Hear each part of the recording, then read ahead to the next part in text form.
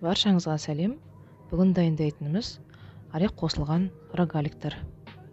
Ол үшін керегі бізге ұнға 1 түйір тұз қосамыз.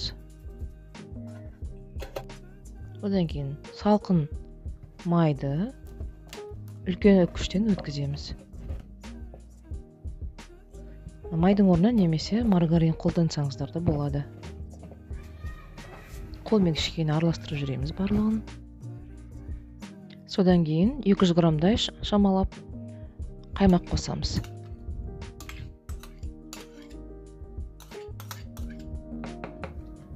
Барлығын араластырамыз. Қамырды қатты илемеңіздер, барлығын тек жинап алсаңыздар болады. Қамырды илеп болғаннан кейін тоңазытқышта 15 минутқа салқындатып қоямыз. Сол уақытта ішіндегі қоспасын дайындаймыз. Жаңғақты блендерде ұсақтаймыз. Шамамен 8 немесе 10 ас қасық қант қосамыз.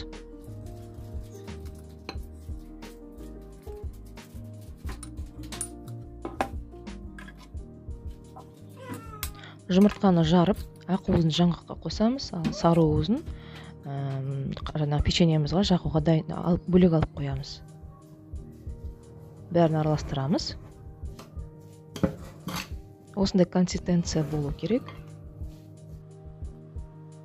Бәрі дайын болғаннан кейін қамырымызды жаямыз. Қамырымызды мен 4-ке бөлдім. 4-ке бөлдім барлығын. Бір шариктап алдым да. Қалған үшеуін тоңазытқышқа салып қойдым.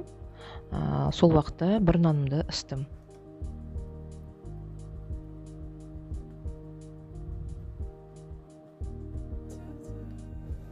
Бір нанды жаямыз. 3 қағып жаю керек. Нанды жайып болғаннан кейін бірнеше бөлікке бөлеміз.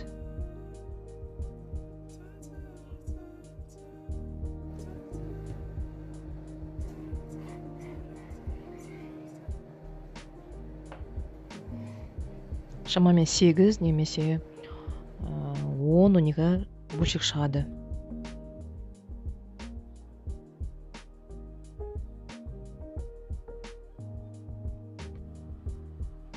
Енді жаңғағымызды салып шығамыз.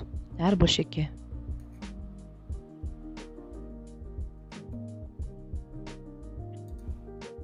Енді видеода көрсетілгенде екі жағын емші жабыстырып аламыз. Ішіндегі жаңғақ ағып кетпес үшін. Содан кейін бәрін бүктейміз. Тағы да екі жағын жабыстырамыз. Сосын бүктейміз.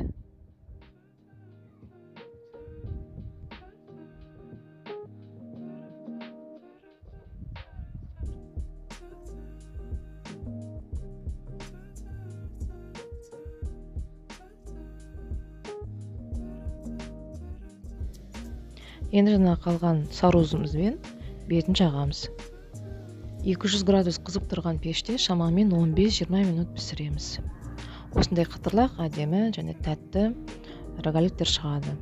Шайларыңыз дәмді болсын.